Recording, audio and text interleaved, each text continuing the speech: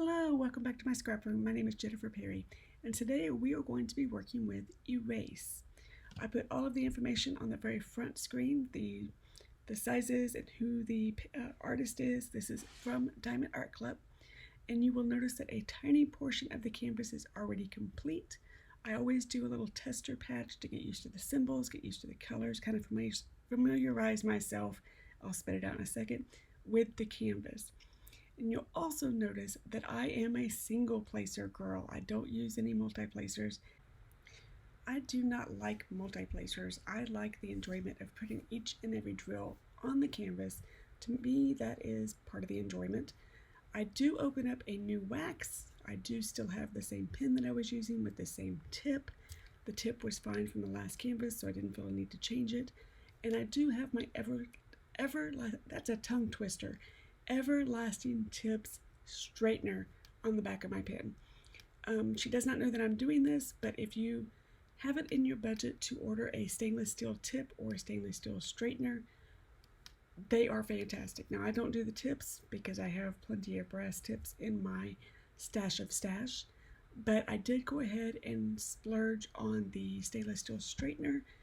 I don't have to worry about my straightener curling, bending, breaking, anything like that anymore. And the plastic ones are so freaking hard to find that I just went ahead and splurged and bought a stainless steel tip. And you will also notice that the canvas is upside down. I always start the canvas upside down for the first or maybe even second row, depending on how big the canvas is. And then I flip it over and start working with all of the symbols right side up. It just works out better for me. My desk is a little bit on the narrow side, which I like. But when you're working with the very large canvases, sometimes you just have to get creative. So I apologize because it has been some weeks since my last video. This has been filmed, but since it was filmed, spring has sprung. And you know, when you live in a house for so long, you just kind of get pockets of things that need to be taken care of. That happened. We actually rented I guess here it's called a Got Junk truck. It's actually Got Junk, 1-800-GOT-JUNK, something like that. Anyway, we rented a truck and scheduled it, and I just told Mike, I said, you know what, let's just get all the big things that are eligible for the city dump but are too big to put in the back of our truck. I have just a little Ford SUV. It's a teeny weeny tiny one. My husband does not drive a pickup truck. I know we live in Texas, but he does not drive a pickup truck. And there were just quite a few things that we could not get in the back of my car to take to the dump. So we rented this little dump truck, and we were able to take out a sliding glass shower door that was in my daughter's bathroom that needed to come out. We were able to take apart my old scrap desk. We were able to take apart a Bowflex that had just been worn out completely. There were, my old couches and love seat and ottoman that were, let's just say, past their prime. No, I don't have replacement furniture yet. What else did we get rid of? And then I had a pile of junk that needed to go, and then I had a separate pile of donations. And I went to the donation center 3 or 4 times, enough that the guy recognized my car. It was sad.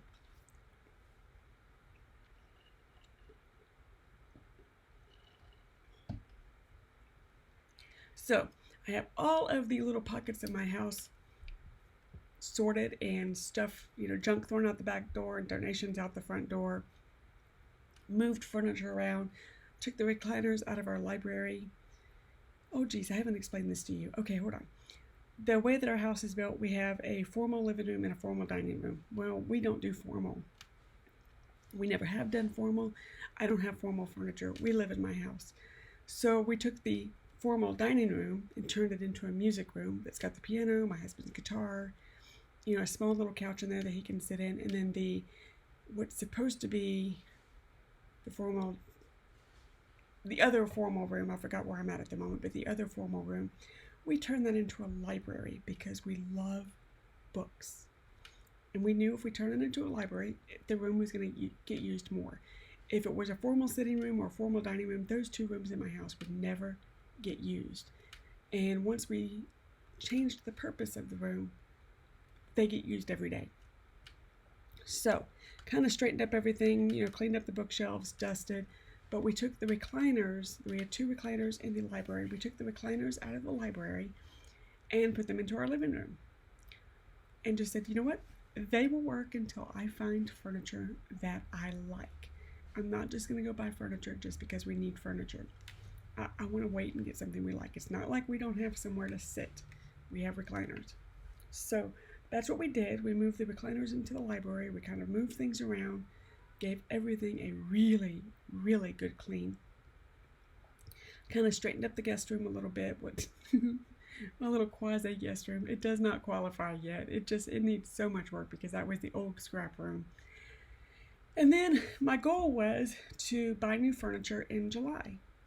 And then I got to thinking, why don't we paint the house first? So I have painters coming out tomorrow to give me an estimate on painting the interior of my house. It is still builder's paint. We've been here 20 years, we've never painted the inside of the house. There has always been something higher on the priority list. I don't know how this is going to work. Never done it before. It might be an adventure, but I figured before we fill the house up again with furniture or new things or change the carpet or do anything, we might better paint first. So that's going to be tomorrow. Like I said, I don't know anything about this process. It's going to be a learning curve. So that's where we are at the moment. And I think I'm tired.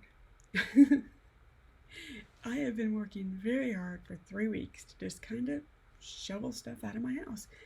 What is your problem area in your house? What is the one area that just drives you batty? Mine is corners. For some reason, the corners of my house collect stuff. It's like bunny rabbits over there. It doesn't matter what corner it is. If it's a corner, it's got something. And I don't understand it. Why does that happen? For some reason, or for some people, it's the mudroom. For some people, it's the garage. We can get in our garage. We can put 2 cars in there. Sometimes it gets a little crowded, but we clean it out again. For me, it's corners. What is my fascination with corners? So that's been the main thing that we've been up to. And then also trying to get our vaccinations has been like pulling teeth here in the state of Texas. The sign-up process is one of the most difficult things that I have ever witnessed. They send you an email that opens up the, quote, sign-in process to be able to find your appointment. And I'm not joking. If you're not on the computer when you get that email, within 10 minutes, every single appointment is full. And you're not going to get an appointment for that week. So they finally opened up CVS. For the longest time, you were only able to go and get your vaccinations through the city or through the county. They finally opened up CVS. They finally opened up Walgreens. And I think Kroger is about to open up. So I got my first vaccination last week. My husband gets his on Friday. And my mom got hers the day before I did. So me and Mom have our first dose. Mike gets his first dose on Friday because he just now entered the age bracket to be able to get his. Mom and I qualified. Mom qualified for her age. I qualified with the pre-existing conditions that I have. So that is how I ended up getting mine early. I didn't realize that cerebral palsy was such an issue with COVID. I tend to forget because my cerebral palsy only affects my legs. I didn't even think about it. I didn't think about it being a problem with COVID, and I just happened to look up the United Cerebral Palsy website, just kind of poking around, and had my eyes opened and went, okay, I guess I'm getting the vaccination sooner than I thought. I was going to wait and get it with my husband, and that was a no-go. So we got that taken care of. Where are we at on the painting? I haven't even been looking. Haven't even been looking on the canvas. Oh, we're doing good. And I think I'm going to end up doing 2 sections. If you notice, I take the release paper and I just scoot it over a little bit. I don't open the full 4x6 area where the release paper is because I like to keep the part that my hand is on covered. And I like to keep just a little tiny sliver open because I have cats, and when they get annoyed with me, they like to walk across the canvas. So the tiniest amount of canvas that I can have open at any given time, will save me a headache later on when one of them decides to get irritated with me.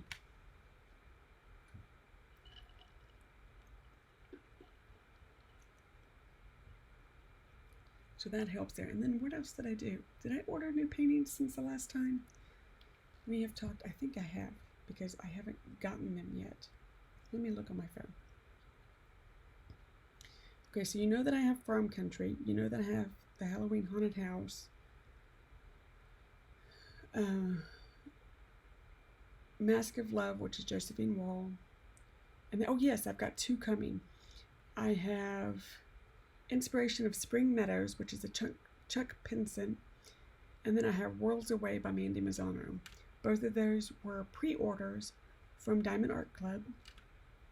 And before you ask, yes, I know, it's breaking my 1 in and 1 out rule. But have you seen Worlds Away? Have you looked at it?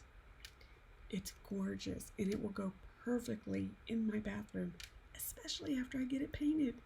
It will just work perfectly. And then the Inspiration of Spring Meadows was one that I had a choice of that one or Farm Country. When I bought Farm Country, I'm sorry, I have the hiccups. Goodness gracious. And my husband picked Farm Country, so when it came up again, I was like, you know what? I'm getting it. I want it. So I picked up that one too. The only other ones that I'm thinking of getting are if any other Mandy Mazzanos come out that strike me, I might pick up one of those. And then Diamond Art Club came out and said, where's my phone thing go? There it is. Diamond Art Club came out and said that they are not going to be continuing the Josephine Wall line because they are so hard to hand chart, and they've not been selling as quickly as other artists. Let's put it that way. So they have a few pieces. They're going to finish out the zodiac signs, but they have a couple of other pieces that they have ordered from her that they're going to go ahead and hand chart and complete. Now, I'm not doing the zodiac signs. There's one that I can't pronounce. It's the fairy gods. I'm on the fence about that one. I might get that one, but I want to see what else she comes up with. And if one just knocks me out of my socks, I will go ahead and order it. If not, then I'm good. I'm set. I don't need to order anymore. I have 5 that are not started, 2 of which are not Diamond Art Clubs that I will not be featuring on the channel because I don't know who the artists are. And then I have the one that I'm working on, and I've got 2 coming. So technically I have 7 in my stash and 1 that I'm working on. Now, like I said, 2 of them I won't be featuring on the channel because I don't know who the artist is. I bought these before I realized that there was stolen artwork, and I need to put my money where my mouth is. My daughter's an artist, so I need to support these artists. So like I said, the only thing that I've got kind of down the pike is if Mandy Mazzano comes out with one that I just can't stand myself, and if Josephine Wall comes out with one that I just can't stand myself. And the reason I'm leaning more towards Josephine Wall is because her paintings are so intricate that it's going to take me a while. And that's the other thing that's so fun about these. They might be expensive to get, these larger paintings, but they take you longer to complete. Therefore, you're not just blowing through 100 paintings in 1 year because they're smaller paintings. With the larger canvas, I just like the fact that it takes me longer to do it, and I'm not spending as much money in the long run on this craft because I'm also a scrapbooker, and I also spend money on my scrapbooking. I spend about $100 every 3 months on scrapbooking for paper and, well, no, because I have two kits coming too. 30. Okay, I spend more than that. Sorry. I obviously can't math. I spend more than that on scrapbooking for paper kits and then some close to my heart stuff that I like to get every 3 months. But I also have Diamond Art Club that I do and diamond painting that I do. So I kind of need to balance. I need to balance the 2 hobbies. And I don't want to have a large stash of paintings that it may take me a while to get to because I also have the scrapbooking. So that's just my reasoning. It may not work for everybody, but that's my reasoning on how I choose paintings and my reasoning of why I like the larger paintings over the smaller paintings. The smallest ones I'll go for is a 30 by 40, and I consider those snack size. Like the sloth that I have, that is a 30 by 40, and I'm actually saving that one for a cruise. I bought that. Hi, how are you? Dumpling, what are you doing? He says, I'm going to walk through here, Mom. Keep going. Keep going. Keep going. Sorry, he decided to pop a squat right in front of the computer and right in front of the microphone.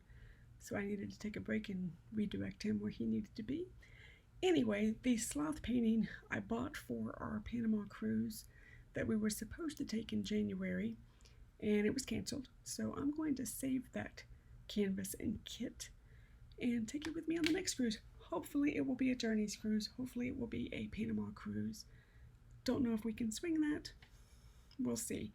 If it's going to be, because I looked earlier today and they're booking Panama cruises for 2023. I'm not going to book that yet. It's a little bit too far in advance. And if it comes to that, I'll go ahead and do the sloth, because I don't know if the adhesive on sloth, because it is double-sided tape, I don't know if the adhesive would last on that particular canvas for another 2 years. So we'll see. But if I find just a little puddle jumper in the Gulf, I can take that canvas with me. The other one is a Nativity Scene that I think I bought from Hurricane. And I've had that. It's actually one of the first ones I ever bought. And I just haven't done it yet because it is Christmas. And I think I'll just wait and do that during the holidays. So those are my reasons behind what canvases I have purchased. And we're just still moving right along here, aren't we? I think I have a murder mystery book on. I've been reading another book that my daughter just recommended. I just started it last night, actually. It is called, let me pull it up, Unnatural Causes by Dr. Richard Shepard. If you don't know, I started my career in health. 1990, I started my career in healthcare. I had to stop and think. And I worked in a local pathology department. I was the department secretary for the pathology department. And all that really meant is I got to spend a whole lot of time in the lab and watch the pathologists do their micros and macros and dissections. I had probably 2 hours worth of work a day that was something that I actually had to do. And as long as my job was done, they didn't care. I sat in the lab the rest of the time, the 6 hours a day, and just watched them do my job. Or watch them do their job. Yeah, watch them do their job. It ended up being that I could recognize any body part in your body just in the container. I could shake it like a little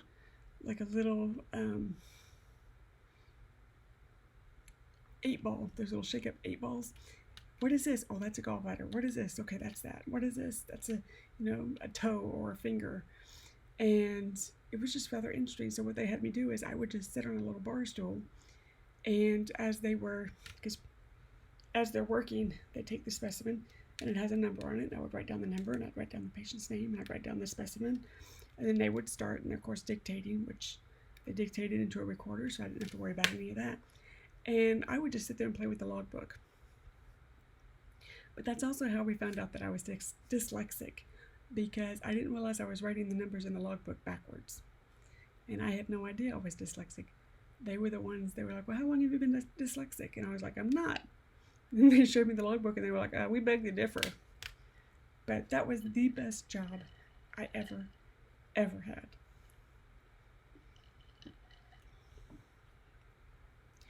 They taught me so much. They taught me work ethic. They taught me, well, they even pulled me out of the lab and into the country club scene, which has proved to be very valuable in my life as a corporate wife.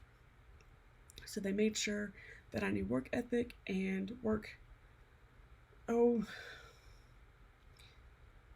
manners, not just ethic, but even just manners, and how to present yourself outside of work.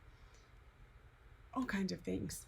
I can't think of it at the moment. You guys you guys will know better than I do, but they just taught this little 18-year-old that just graduated high school so much and just took me under their wings. And one of the doctors, his wife was in an auto accident while I was there, and he wasn't there. He had been off on their ranch, and she didn't know me. We hadn't had the pleasure of meeting yet, but they told me to go to her room. So I went up to her room before she went into surgery, and she hands me her wedding bands. Now this is 1991, 1992, and says, "Do you mind holding these until Jeff can come and get them?" And then she handed me $10,000 wedding bands. Now this was, like I said, 1990, 1992. You didn't pay that much for wedding bands back then. And let me just tell you, I put my hands over these rings, kind of like you do a treasure, and I went and sat in the lab, and I did not move from that spot or move my hands until my doctor showed up. And I was able to give him his wife's rings because she trusted me. This little kid that she'd never met before, all she knew about me was I worked in the lab, trusted me with her rings, and I was bound and determined I was going to get those to the proper owner. So years later, when Mike and I were about to get married, I sent them a wedding invitation because they meant so much to me.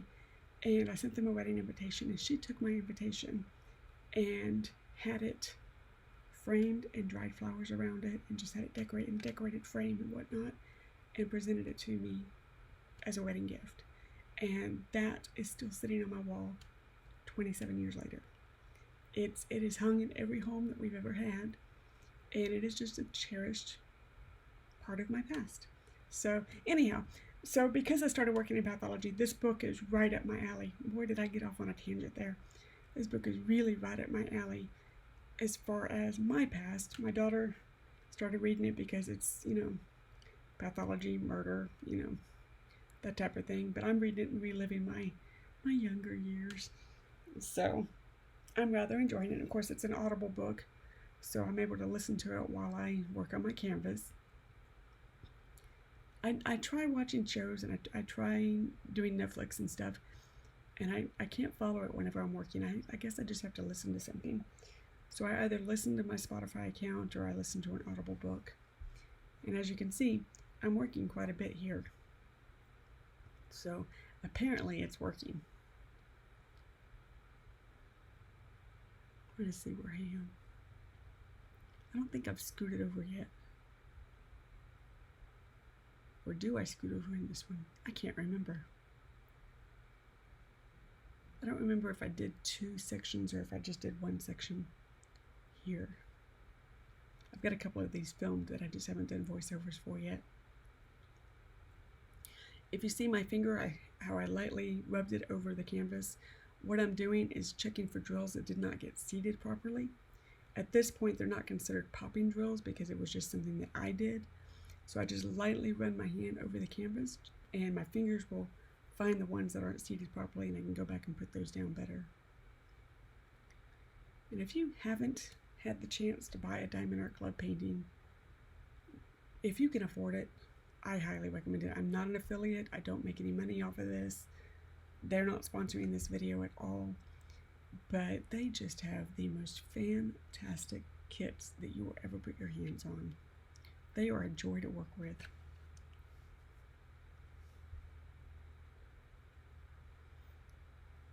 I don't think that I will ever become an affiliate. I want this channel to be an enjoyment. For years and years, when the channel started, I was a close to my heart consultant, and the channel was more about selling what was coming up next in the catalog. And that really took the enjoyment away of after a while, of both scrapbooking and filming. I felt like it was more of a job than a pleasure. So when things just got to be too much, I stopped doing close to my heart. And I was able to start scrapbooking more of what I wanted to scrapbook. And I want that to stay the same as far as my diamond painting. I don't want to, and don't get me wrong, I have not looked into the affiliate program yet, but I don't want to have to focus on the newest paintings. I want to be able to focus on the paintings that I want to do, not necessarily the newest paintings they have out.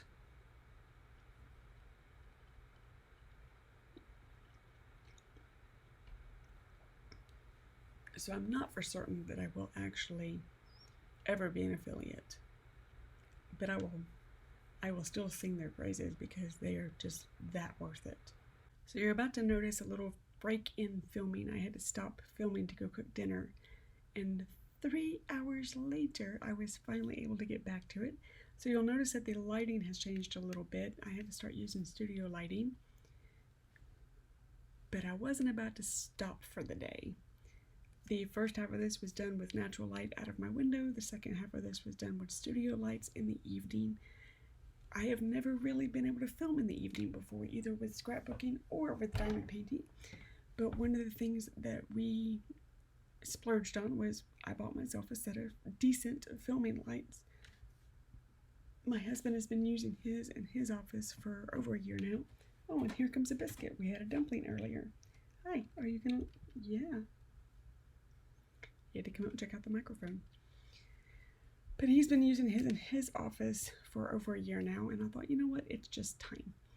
So I have these standard umbrella lights, and we are going to be working on getting those mounted above my desk. But for right now, they're just on the standard tripod poles. Oh, he's going to look out the window. He's got to find his birds.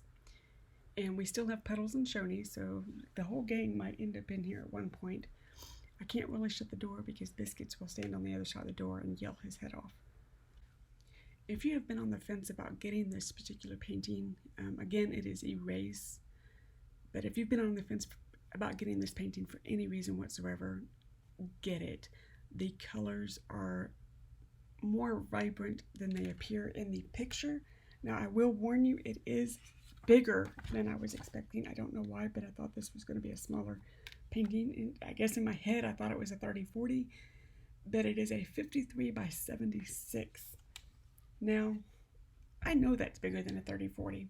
I know that, but it just didn't register when I ordered it that it was going to be bigger. So when I pulled it out of the box and unrolled it, I just had a little shock moment.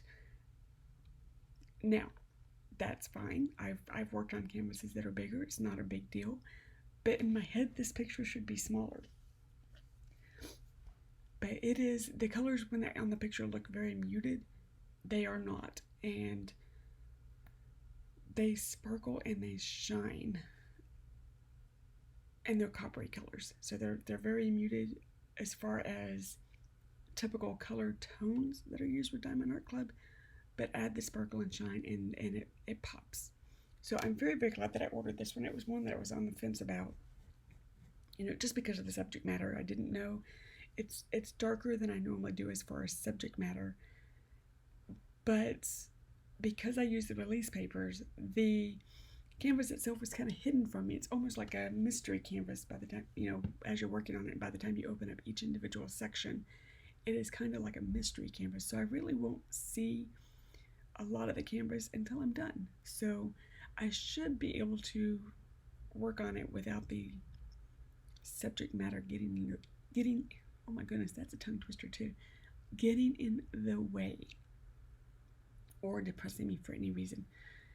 I don't normally have an issue with it, but you know, you never know. I don't think it'll be one that I'm going to stop working on. Let's just put it that way. Okay, who's coming now? It's a Shoney. Hi, baby. Oh, you just hit the microphone. What? So now all three boys have come through and sniffed the microphone. I don't know if you can hear it, but this one is, Dumpling is a snuggler, but this one takes the cake. He is a true snuggle buddy. Now, out of all of the brothers, he is the one that I'm allergic to. So my mother-in-law actually buys, he just flopped. My mother-in-law actually buys a special food for him that is kind of tones down the allergens in his skin and in his fur. And this is the first time that we've tried it, and I still have a bit of an allergic reaction, but I don't break out in welts like I did before. And I've got Dumpling over here. So that just means that I can babysit him more often now because they travel quite a bit, and when they travel, we take care of the dog and the cat. Dumpling is a little bit hacked off at me right now. We had a severe thunderstorm roll through at 5 o'clock this morning, so the sirens went off, and of course we jump out of bed, we grab everybody, and we go to our laundry room, which is our most interior room of our house that has no windows, but because we have petals, we could not put Dumpling in the room just by himself, so we had to pop him in the crate. And if you know a cat, that's the last place they want to be. So he's a little hacked off at me that not only was he popped in a crate before he had both his eyeballs open, but he was popped in a crate, stuck in a laundry room right next to Puddles. And of course, we're all in there together. But he was just like, I don't like this, I ain't having it. So he's still mad at me. But all ended well, we're fine.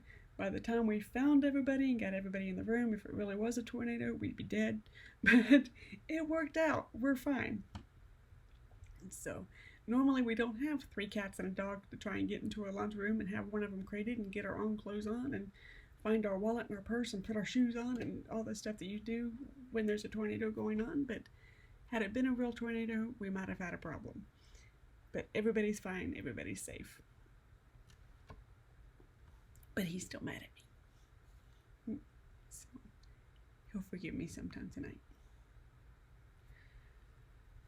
So anyway, where are we at? I lost track again. I just get talking and I lost track of where we are. You notice that sometimes I just take one little drill and pop it down. That's either confetti or that's you think you're done with a color and you're not, so you find it and before you lose it again, you want to just go ahead and take care of it. I like the idea of having the stadium tray concept, but I have cats, so I don't think that would end well. I think I'd be picking drills up all day long. If I didn't have pets, that would work out perfectly, but I don't think that'll work right now. So if it's a confetti painting, I just have to do it the way I normally do it and pour a bunch of drills in and pour them back out and do color changes. The slow way, not the most efficient way, but I don't lose drills this way. And I keep turning the light off with my arm. I turned my light pad upside down to keep the cord out of my way, and I just keep turning that light off.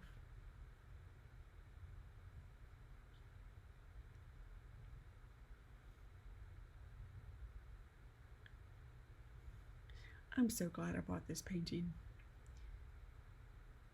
I think once it's done, I don't know if this will be one that I actually display, but I think once it's done, I'll be glad that I did it and glad that I went through the process of doing this. And then I just need to figure out what my next one is. I think I'm going to do the Josephine wall, but I'm not sure yet.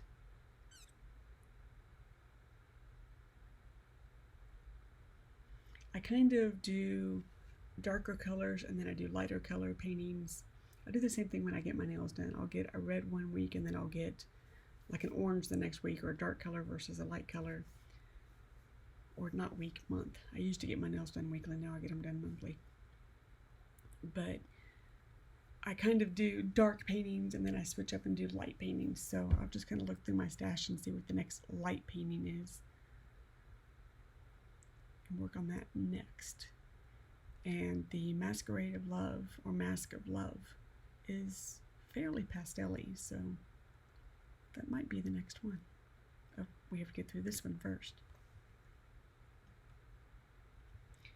And I just looked over at Dumpling. He has his backside on my canvas. And he just heard me talk about it, so he looked up and looked at his backside that is on my canvas. He's like, yeah, I know it's there.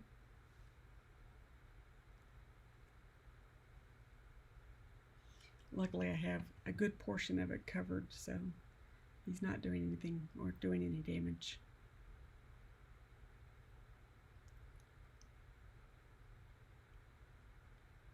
We're getting closer to the end.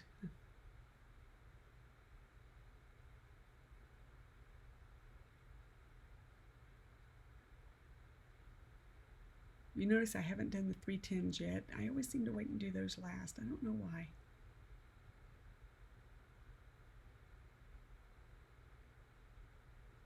Might be my Mandy Mazzano training, because I always do hers last because it's the stained glass portion of her paintings.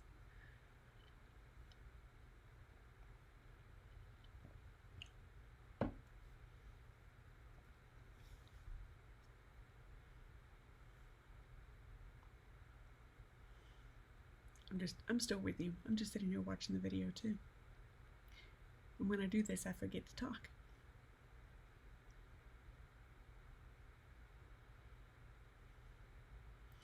But I've already blown through my notes because I made some notes while I was editing. So I did all my notes. Here comes Shoni again. Hi, what are you doing?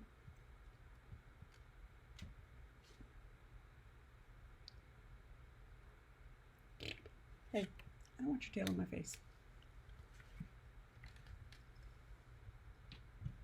Boys, no.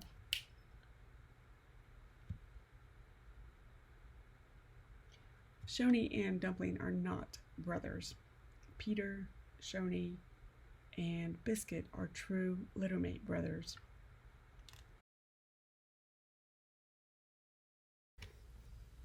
So as I was saying just a few minutes ago, Biscuit and Shoni are full littermate brothers, and Dumpling came along about a year later. So he is what we call a brother, but not technically.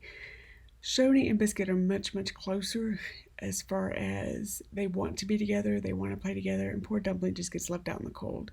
So he is very much a mama's baby, and anytime I'm in here working, he feels the need to be with me, either at the desk or at my feet. So a lot of times you may see a tail come into the video or a paw or something of that nature. If you watch the videos from about 2 years ago, Biscuit was really good about doing that. But now that I have Dumpling Butt, Dumpling has taken over that job. So you don't see Biscuit very often anymore, but you may see Dumpling from time to time.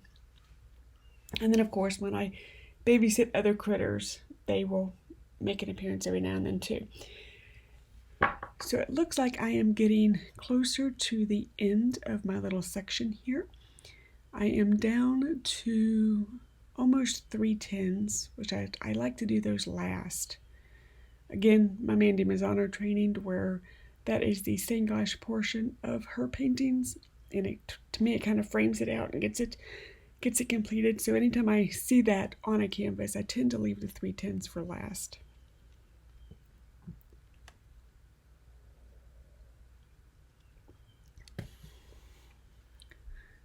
But as I was saying, this canvas so far has been a joy to work with. The symbols are super, super clear. The glue, because I've just started this, needs to cure just a little bit, so it's a little bit on the slidey side. But the more that I work with it, it will cure, and it will get to where it's not quite, the drills don't slide quite as bad, which will make it a little bit easier to work with. But when you first open one up, the adhesive needs to cure a little bit. So you may get some drills sliding. It's okay, just slide them right back into place. The more you fill in your canvas, the more your drills will straighten up and the more that they will get where they're supposed to be. You will not start a square straight. Get your outside lines as straight as you possibly can and just work very carefully after that. They will, as you fill it in, they will straighten themselves out. They will get closer together. You see a little bit of gapping, but that's only because I'm using a light pad. When you turn the light pad off, the gapping goes away. And again, as you fill in, the more and more of this picture, the gapping will also fill in. I know a lot of times it looks like I hear ladies talk about they want to grout their painting. Don't worry about it. It will work out in the end. Don't stress about it. As long as you're not putting your drills on diamond shaped, you're getting them as straight as you can, they'll work themselves out. They will scoot around and do what they need to do. And again, I'm checking for drills that I have placed kind of wonky and making sure they're seated correctly. And here comes my 3/10. So this means that I'm almost finished with this little section. And this is also, when you're down to your last color, that's where you also get that satisfying little pop as they seat. Each little drill will just go pop, pop, pop right into place, and it's really, really satisfying. Because that means you've done it correctly. So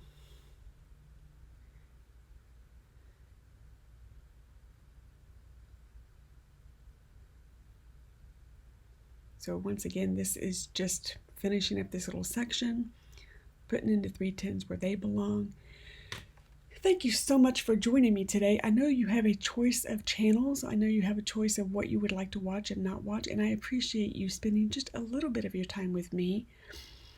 This channel is pure enjoyment. I do not make any money off of this channel. I just do it because I love it, and the fact that you love it too and want to spend a little bit of your time with me each video means a lot for me.